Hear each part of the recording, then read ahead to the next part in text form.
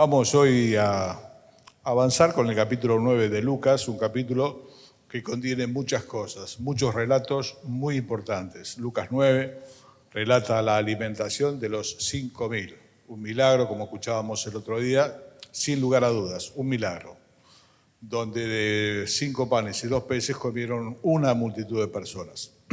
Después relata aquella tormenta que se levanta en medio de ese lago que el Señor les mandó a cruzar, y cómo el Señor llega caminando sobre las aguas para auxiliar a los suyos que están en apuros. Y bueno, estuvo Nacho Ferro el jueves pasado y repasaba algunas de estas cosas, ¿no? Tan lindas, tan conocidas de muchos de nosotros y preciosas para nuestro corazón. Bueno, finalmente el Señor los lleva a 3 de ellos a tocar el cielo con la mano, directamente. Lo agarró a Juan, a Pedro, a Jacobo, y los llevó a un monte alto y allí se transfiguró delante de ellos. Se mostró glorioso como es el Señor. El Señor estaba revestido de humanidad como nosotros, para no llamar la atención, esa era la idea, pero en ese momento el Señor es como si decía Nacho, ¿no? Se hubiese abierto la ropa para que la gente viese la gloria del Hijo de Dios. Bueno, estos 3, Pedro, Juan y Jacobo, iban a tener momentos muy especiales en la historia de la iglesia. Jacobo iba a ser el primero en morir y Juan, el hermano, posiblemente el último, allí en la isla de Patmos, luego salió de allí, murió muy viejito, pero Jacobo fue el primero en morir. Estos hermanos Boanerges que nos decían, los hijos del trueno, bueno, uno fue el primero, el otro fue el último, y Pedro jugó un rol muy, pero muy importante en la iglesia. Por lo tanto, el Señor les dio una porción muy especial para la tarea que tenían que cumplir. La Biblia dice, nadie es soldado a sus propias expensas.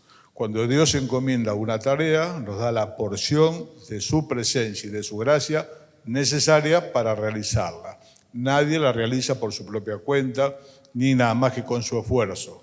Pablo decía, yo trabajé más que todos los apóstoles, no fui yo, fue la gracia de Dios en mí. El Señor apareció a Pablo directamente en distintas ocasiones, porque Pablo iba a atravesar situaciones que otros no atravesaron. Entonces Dios dio esa porción necesaria. Y eso, hermanos, nos tiene que alentar también a nosotros, que cuando pasemos distintas situaciones, el Señor va a estar allí dando lo necesario para ese momento.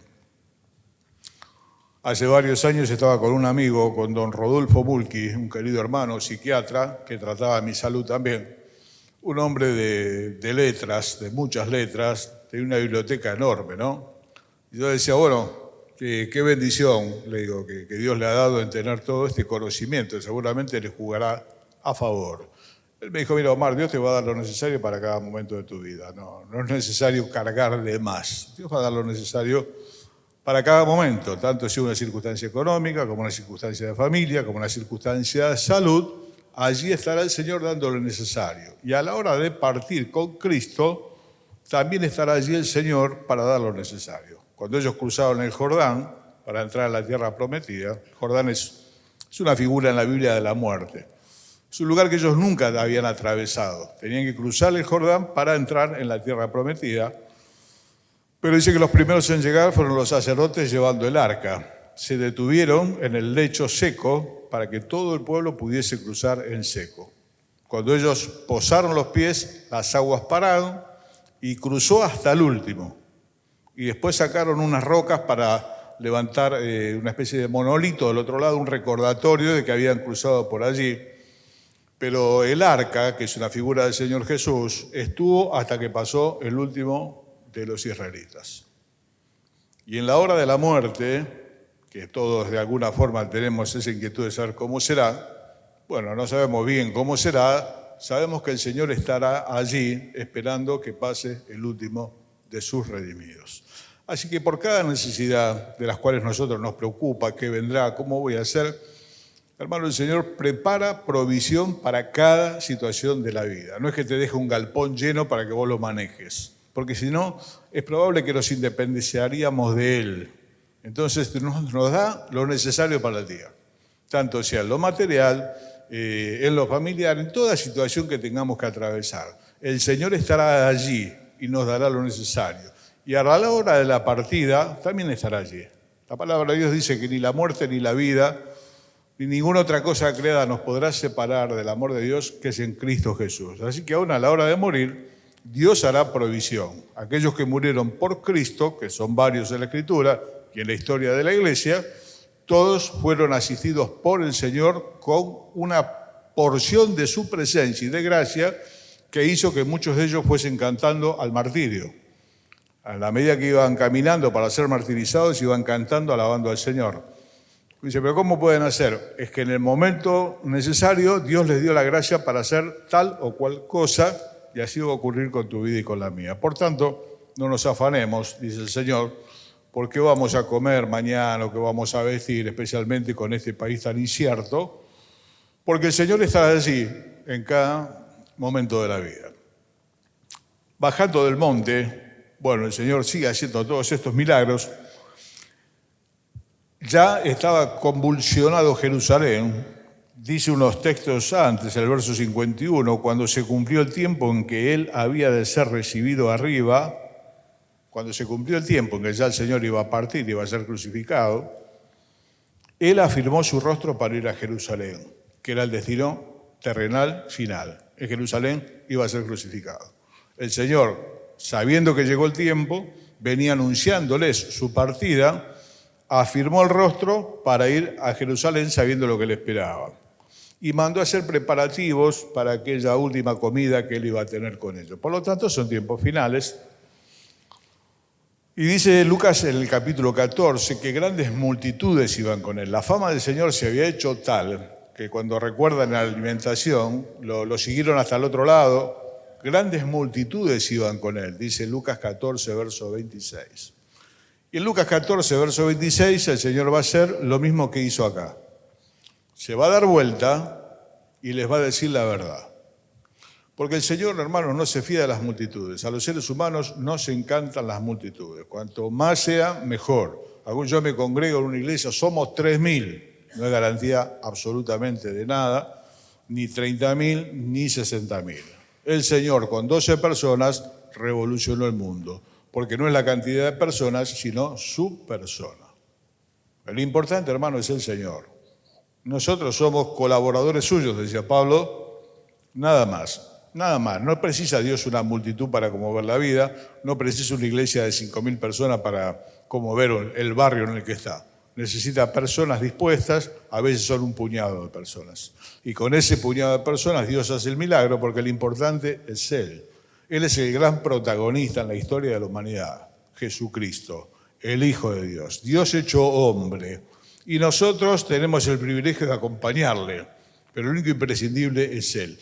Por lo tanto, el Señor no se fía de las multitudes y les dice cosas muy fuertes que nuestros políticos no dirían. Nuestros políticos, como los políticos en todas partes del mundo, hacen todo tipo de promesas que saben de antemano que no las van a poder cumplir, por lo tanto le están mintiendo a las personas que escuchan para que les den su voto para poder llegar al poder, precisamente no con fines de ayudar al prójimo. Bueno, esto es lo que hacen los seres humanos. Señor Jesús a las grandes multitudes les dijo la verdad. Acá van a aparecer 3 tipos de personas, aparecen de hecho 3 personas que se refieren al Señor Jesús. Eran tiempos de euforia, vuelvo a repetir, habían tocado el cielo con la mano, por lo menos 3 de ellos habían estado en el cielo con el Señor. Ese monte se había transformado en el cielo, estuvo Elías, estuvo Moisés. Bueno, es tocar realmente el cielo con la mano. Pero era, vuelvo a decir, una provisión para lo que ellos 3 iban a pasar después. No se puede vivir tocando el cielo con la mano, nos precisan abajo. De hecho, cuando el Señor baja del monte, estaban con un muchacho endemoniado y había una cantidad de problemas. Entonces acá dice el verso 57, yendo ellos ¿a dónde? Posiblemente en el camino a Jerusalén. Y toda esa gente que se agolpaba, que una semana antes de la crucifixión había dicho Hosana, las multitudes arrojaban sus mantos, las palmas y tantas cosas más. Pero dice, yendo ellos, uno dijo en el camino, Señor, te seguiré a donde quiera que vayas. Y le dijo Jesús, las zorras tienen guaridas y las aves de los cielos nidos, mas el Hijo del Hombre no tiene dónde recostar la cabeza. Y dijo a otro, sígueme. Él le dijo, Señor, déjame que primero vaya y entierre a mi padre. Jesús le dijo, deja que los muertos entierren a los muertos y tú ve y anuncia el reino de Dios. También dijo otro, te seguiré, Señor, pero déjame que me despida primero de los que están en mi casa. Y Jesús le dijo, ninguno que poniendo su mano en el arado mira hacia atrás es apto para el reino de Dios. Yendo ellos, uno le dijo en el camino, Señor, te seguiré donde quiera que vayas. Eran tiempos gloriosos. Había un fervor, había un entusiasmo. Posiblemente el Señor iba a subyugar el poder romano en la mente de muchos de ellos. Se había llegado el Mesías libertador. Estaban revolucionados. Y en ese fervor y en ese entusiasmo, uno, tal vez sería el primo de Pedro, le dijo, Señor, te seguiré donde quiera que vayas. Bueno, hermano, vuelvo a decir, el Señor le dijo la verdad porque el Señor no confía en las multitudes. Primeramente porque no las precisa. Vamos empezando por ahí. El único imprescindible es Él. Los demás tenemos el privilegio de estar en este lugar y de poder servirle de alguna manera. ¿Qué fue lo que le dijo el Señor? Lo confrontó con la verdad.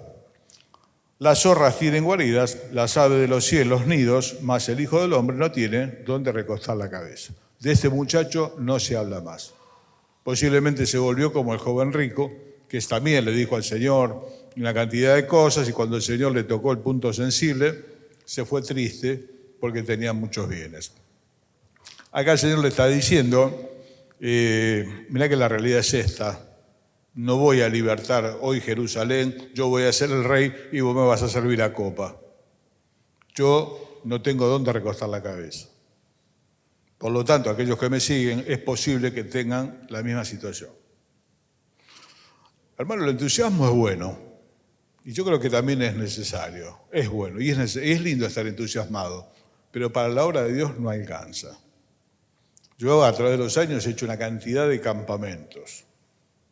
Y en esas cenas de campamento que se dan los días domingos, que no sé por qué son tan distintas, posiblemente porque nos cambian la geografía, y estamos todos tan movilizados y hacemos promesas y decimos cosas al Señor, que ya el lunes o martes, cuando volvemos con el bolso cansado y todo, se extinguieron. En conferencias llamadas misioneras, en grandes salones, con 3.000, 4.000 personas, algún misionero conocido hablando de las misiones, tomó el capítulo 6 de Isaías, donde el profeta tiene esa visión de la gloria de Dios, que dice, ¿a quién enviaremos? ¿Quién irá por nosotros?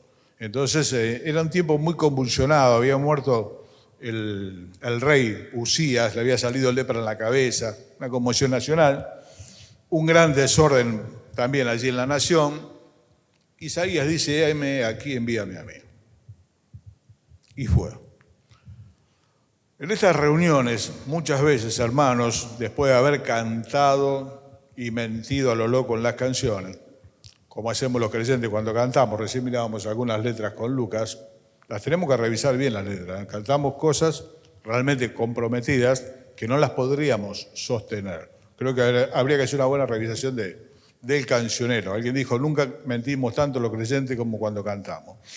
Después de un buen tiempo de alabanza, enfervorizar la gente, un mensaje movilizador, alguien dijo, ¿y quién quiere hoy salir a la obra del Señor? Yo he visto algunos matrimonios parados con sus hijitos. Y muchos de ellos después volvieron muy lastimados de la obra del Señor.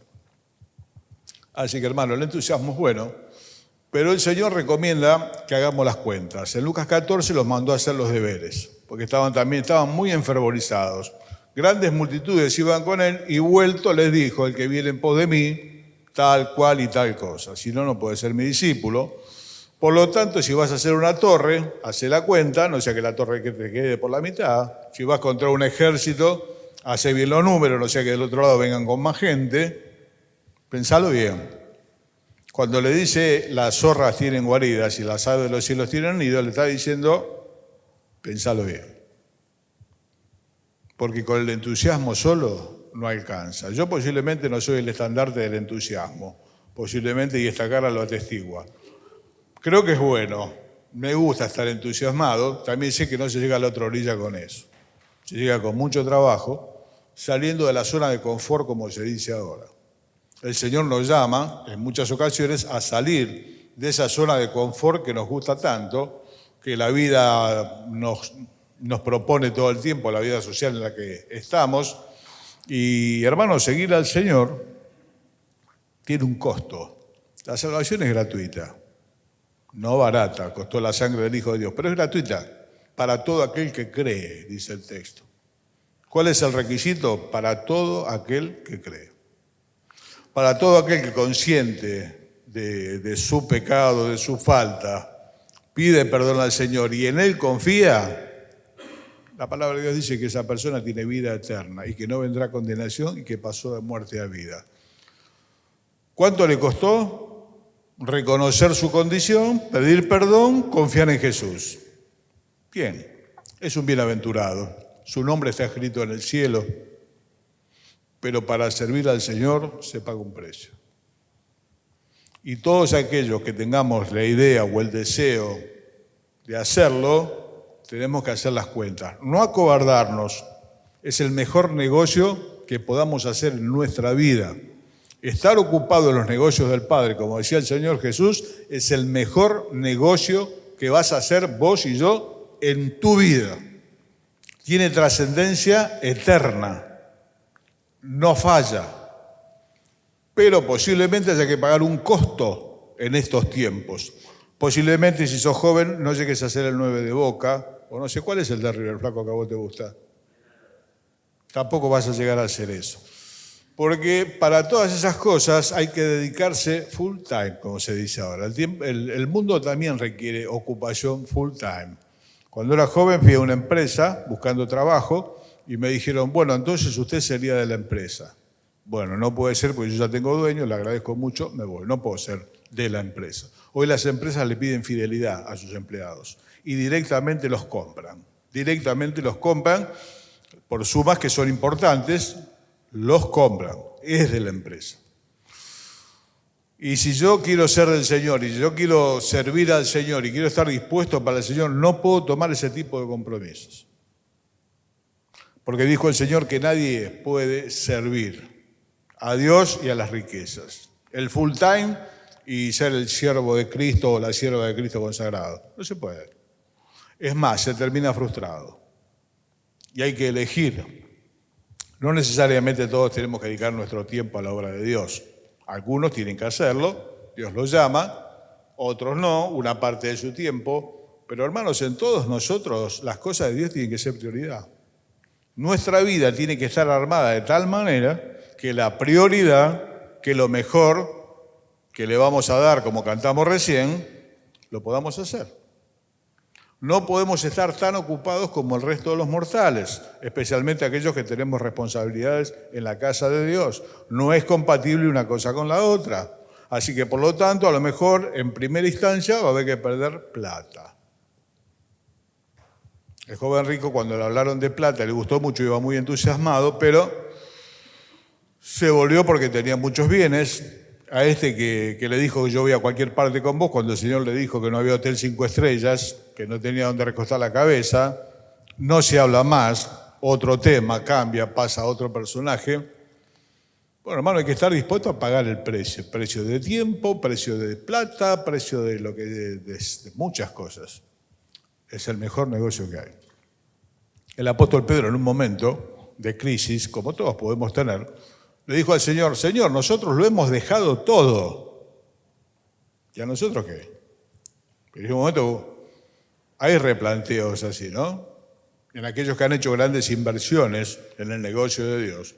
A veces el diablo viene y dice, ¿y lo tuyo para cuándo?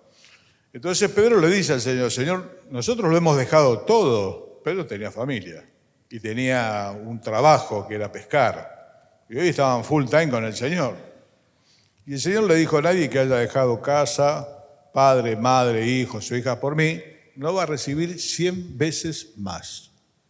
Y en la vida venidera, la vida eterna. Ahora, esto es una cuestión de fe. Si no lo crees, no te embarques.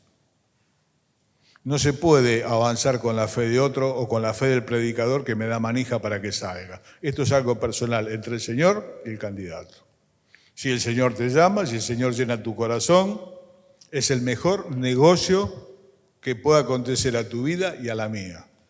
Estar ocupados en el reino. Y como he dicho hasta el cansancio, tener algún trabajo para pagar los gastos. Pero va a ser de segundo orden. Te la vas a bancar, no vas a poder ser el escritor famoso, el pianista famoso. No, tal vez no. ¿Por qué? Porque hay que dedicarle mucho tiempo. Bueno, cuando le plantearon el tema, desapareció. En el verso 59 dijo a otro, ahora sí el Señor le dice, el primero se ofreció, fue y volvió. Dijo a otro, sígueme. Directamente, el Señor lo miró y la voluntad de Dios para él fue expresa, seguime. No había que orar. Se lo dijo el Señor, seguime. Ya está. Él le dijo, Señor, déjame primero que vaya y entierre a mi padre. Jesús le dijo, deja que los muertos entierren a sus muertos y tú ve y anuncia el reino de Dios. En Palestina, en Israel, era toda una costumbre el cuidado por los padres y el sepultarlos en buena vejez. O cuando Dios lo determinase, era todo un deber de los hijos para los padres. Dios le dijo a Jacob que José en Egipto iba a cerrar sus ojos. Es una responsabilidad de los hijos la muerte de los padres. Bueno, entonces posiblemente no es que el hombre estaba enfermo ya a punto de morirse, sino que ya estaría avanzado en edad. Y esta persona dijo, mira, déjame que yo primero espere que mi papá muera, yo después lo entierro, bueno, después vemos. Entonces el Señor le dice, deja que los muertos se entierren a los muertos. Dice, ¿cómo los muertos van a enterrar a los muertos? Está hablando de los muertos espirituales. Las personas que no están involucradas en esto, que no son del Señor, pueden hacer esa tarea tranquilamente. A vos te necesitamos para el reino. Señor, déjame primero. Son dos palabras incompatibles. O Señor o déjame primero. Pedro le dijo cuando el Señor le quiso lavar los pies, Señor, de ninguna manera. No son compatibles. Señor, déjame primero, no. Señor, no, tampoco. No son compatibles. Estos tiempos eran de gran prioridad y el Señor directamente fue al hueso. Su persona y su urgencia era más grande que todos los compromisos familiares que se podían tener.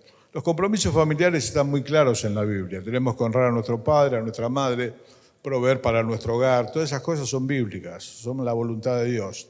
Pero en determinados momentos habrá que tomar tiempo de la familia. No hay otra cosa. El día tiene exactamente 24 horas en el reloj de todos los seres humanos. No es que hay personas que tienen 30 horas. Todos tenemos 24. Hay que ver cómo las vamos a distribuir. Por eso cuando cantamos Te daré lo mejor de mi vida, vamos a pensarlo dos veces o vamos a dejar de cantarla. Si no estamos dispuestos ni por un momento, o si no se nos cruzó por la cabeza, hermanos, primero no digamos nada. Porque hay que sacar tiempo para la familia. Cuando estábamos construyendo el centro deportivo ya hace muchos años, por el año 82, en la guerra de Malvinas, bueno, muchos de los hermanos que tenían el oficio estaban, bueno, algunos estábamos haciendo bulto y otros estaban trabajando. Esa es la verdad, los que tenían el oficio trabajaban. Y algunos hermanos pasaban con el bolsito, con el auto, saludaban. Y cuando después se les decía algo, no, viste, yo lo tengo que dedicar a mi familia, como los que estaban ahí eran huérfanos, ¿no? Ese era el momento de edificar, no es que vamos a pasar la vida edificando. La edificación duró un tiempo, la primera etapa. Es el tiempo de esforzarse, no es que no lo vas a ver nunca más. Cuando llega la coyuntura y hay que ocuparse de las cosas de Dios, hay que ocuparse de las cosas de Dios y eso va a hacer que a lo mejor no podamos dedicarnos tanto a los compromisos familiares. Es así. Todos nosotros tenemos familia que no es del Señor. Todos nosotros tenemos familia que no es del Señor. Todos tienen el mismo reproche, pero no te vemos nunca, vos estás en la iglesia, tantas cosas más. Yo digo, mira, si yo fuese chofer de micro, vos no tendrías ningún tipo de problema. Por muchísimo tiempo no me verías. Si fuese camionero tampoco. A veces los camioneros viajan hasta tener viaje de vuelta, pasa mucho tiempo, vuelven a salir. Ser cristiano no es la única profesión que a veces nos aleja de la familia. Hay muchas profesiones que alejan de la familia. Pero ¿cuál es el motivo? Con esto me ganó el peso. Así que nos vemos cuando nos vemos. La familia con el tiempo entiende, la familia que no es del Señor, y sabe que no tiene la misma disponibilidad para el bautismo del nene, para el cumpleaños de la tía. Sin embargo, en horas puntuales de la obra, vuelvo a decir, no siempre es urgente la obra, pero en los momentos puntuales, y a lo mejor la tía Porota va a tener que festejar el cumpleaños el otro día, o paso después y le doy un beso. Hermano, con las excusas no solucionamos el problema. Y terminamos los días llenos de excusas. Y los años pasan enseguida. Yo el otro día era joven. Ahí mandó mi sobrina a digitalizar las fotos de sus 15 años. Tiene 40. Así que ahí me vi en la foto 25 años atrás. Para mí fue ayer. Pasaron 25, ya tengo 63 voy a tener. La próxima parada ya estoy en la punta.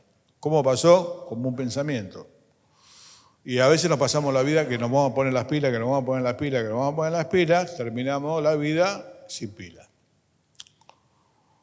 Vuelvo a decir, hay que volver a los costos, el entusiasmo no alcanza, habrá que dejar la zona de confort, va a haber que sacrificar horas de familia, muchas veces, cumpleaños, lugares, vacaciones, que nos gustaría. Si la obra lo demanda, repito una y mil veces, no siempre la obra lo demanda. En coyunturas, esta era una situación especial. El Señor estaba muy cerca de ser crucificado. Tenían que estar ahí y iban a tener que llevar el Evangelio después. No iba a haber tiempo. Pablo dice, resta que los que lloran fuesen como si no llorasen, porque esto es urgente. Bueno, hermano, finalmente le dijo el último, verso 61. Entonces también dijo otro, te seguiré, Señor, pero déjame que me despida primero de los que están en mi casa. Y Jesús le dijo, ninguno que poniendo su mano en el arado mira hacia atrás es apto para el reino de Dios. Bueno, el primero se quería quedar un buen tiempo para esperar que el padre envejeciese, él hiciese todo el funeral del padre como mandaba la ley judía y demás. Este quería pasar a saludar y arreglar algunas cosas de último momento. Y el Señor le dijo, mira, no hay tiempo. En una ocasión el profeta Elías pasó y llamó al profeta Eliseo. El profeta Eliseo venía del campo de trabajar, venía con 12 yuntas de bueyes y él traía la última. Y le dio tiempo para que se despida. Hicieron un asado con la leña y con los bueyes y se despidió.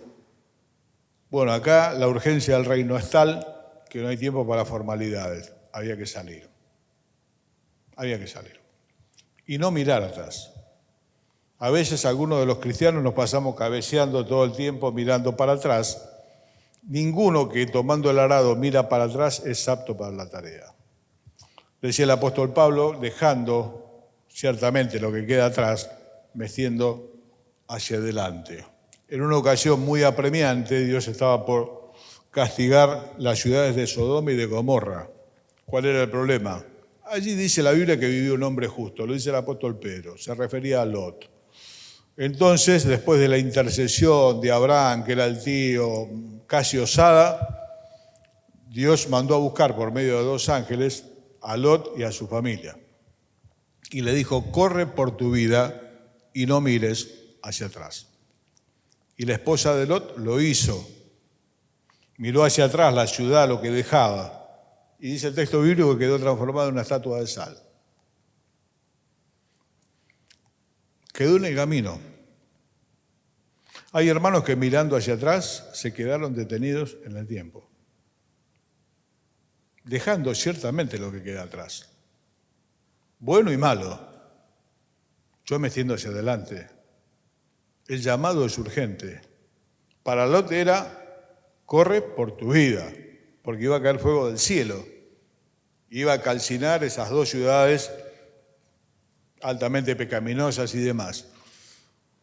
La esposa, nacida en Sodoma o en Gomorra, vaya a saber dónde, era del lugar. Debería no sé qué dejar eso que estaba dejando atrás.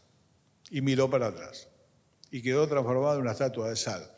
Es una figura, hermanos, para nosotros. Si nosotros estamos todo el tiempo mirando lo que hemos dejado y lo que me perdí, y yo hubiese sido esto, y yo hubiese sido el otro, bueno, querido, no sos apto para el reino de Dios, no te embarques para que no te frustres. Decía un hermano el otro día, se suelen contar las experiencias de los grandes misioneros. Hudson Taylor llevó el Evangelio a la China. Livingstone llevó el Evangelio a África, sin celular, sin nada. Esto lo hicieron 200 años atrás. Son próceres del Evangelio. Pero nadie cuenta la historia de los que se volvieron fracasados. Que salieron por un impulso, que salieron pensando que eso los hacía mejores creyentes. Es como pensar que el bautismo me va a hacer más santo. El bautismo no hace más santo a nadie. Es un testimonio público. A veces en las hojitas, en las preguntas, la gente dice, ¿para qué te querés bautizar? Y no, para sentirme mejor, para ser más santo. No te hace falta el agua, te hace falta otra cosa. Algunos piensan que dedicar todo el tiempo es la salida para... No. Muchos se han vuelto fracasados, lastimados, frustrados, con sus hijos y casi nada en la mano. Así que no creo que sea para todos el llamado a dejarlo todo. Posiblemente sí, a lo mejor alguno en este lugar, el Señor le esté diciendo desde hace mucho, dame todo lo que tenés, vení conmigo. Lo que estoy seguro, hermanos, es que todos nosotros tenemos que poner a Dios en prioridad. Habiendo recorrido el país, por la gracia de Dios, a través de muchos años, una cosa he notado. ¿Cuál? Dios no es prioridad. Ni acá, ni en Córdoba, ni en Jujuy, ni en Tierra del Fuego. Todo está a referencia de que mis estudios, que son lícitos, acá hablamos de renunciar. Para esto se renuncia. Para servir a Dios hay que necesariamente renunciar a distintas cosas porque no se puede meter todo en el baúl, no entra. Alguna vez le conté el que se va de vacaciones, ¿no? Está llenando el baúl, mira así y le queda la mitad de las cosas y ya tiene el baúl lleno. ¿Qué hace? Lo vacía, pone lo indispensable, lo demás lo guarda. Hay que replantearse la vida, en muchos casos. Creo que los creyentes estamos llenos de cosas, estamos muy bien entretenidos por el diablo, la mayoría de nosotros. El tiempo sigue pasando, el Señor está viniendo, nosotros estamos por poner las pilas. Y el tiempo se pasa, las pilas no se ponen. ¿Qué es lo que noté? Dios no es prioridad. No digo que seamos misioneros, estoy diciendo tener a Dios en prioridad. Tener un trabajo, orar, Señor, dame un trabajo que me permita responder y tener tiempo para esto. Porque esto se hace con tiempo. El pianista terminó, un concertista famosísimo, y una señora se acercó y le dijo, yo daría la vida por tocar el piano como usted. Es lo que hice yo, le dijo el pianista. Así que, hermanos, todo tiene un precio. El Señor le dijo, el diablo le dijo al Señor, todos los reinos del mundo te daré si postrado me adorares. Tiene un precio. La fama tiene un precio, ser el 9 de Boca tiene un precio, mucho entrenamiento, no sé el de River, cuál es acá de mi amigo, todo tiene un precio. Y ser un siervo de Dios tiene un precio.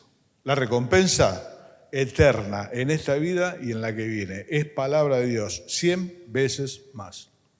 Pero primero hay que pasar por el cuello de la botella, ver cómo algunos consiguen cosas que nosotros no vamos a conseguir, cómo algunos descansan cuando nosotros no podemos descansar. Habrá cosas que dejar, seguramente. Para servir a Dios se paga un precio. El Señor se los planteó porque no quiere ningún entusiasmado en la fila. Sabe que con el entusiasmo solo no alcanza. Y su persona tiene el suficiente atractivo para que a pesar de todo esto, millones de creyentes en la historia de la cristiandad hayan salido por amor de su nombre. 3 versículos solos, leámoslo en casa. Por si es que nos llaman a nosotros, no sé. No creo que todos tengamos que estar ocupando todo el tiempo. Creo que estamos en una ciudad, que podemos trabajar y demás. Sí sé que todos tenemos que tener las cosas de Dios en prioridad. Así sea, para su gloria. El jueves próximo veremos algún texto más que nos queda por allí, por Lucas capítulo 9. Jesús, el